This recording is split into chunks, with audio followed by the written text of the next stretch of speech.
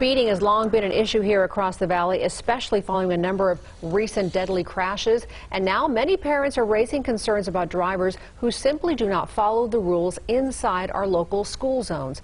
Good evening. Thanks for staying with us here at 6:30. I'm Denise Valdez. And I'm Brian Loftus. Speeding long been a concern really across the valley, especially following a number of recent deadly crashes. So now parents are wondering what can be done to make sure their kids are safer around school zones. Mary Jane Bielsa shares the new push from local leaders. School zones have a limit of 15 miles per hour. The fines for speeding in a school zone is double the amount of a regular ticket. But Aaron Breen, the director of Road Equity Alliance at UNLV, says stricter laws need to be in place. The disconnect that we have is that officers do write that ticket currently, but there are times when it gets thrown out of court because it's not its own separate law.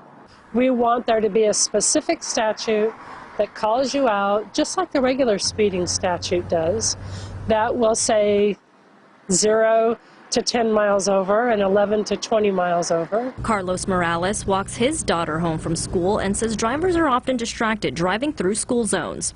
And I would say if you're distracted by your phone to not see blinking yellow lights, you're potentially not going to be able to see kids who are crossing the road. Jessica Widener says she feels it's much safer to drop her son off at the front of the school to avoid speedy drivers. It's a big problem. And, you know, the police can't always be here to make sure that people follow the rules. So oftentimes the kids are in the hands of, you know, our crossing guards, and they take the first steps out onto that road, and not everyone respects those signs and slows down. All traffic offenses are misdemeanor criminal violations right now. Come January 2023, they will be civil fines with no jail time. Mary Jane Bielsa, Live Local Now.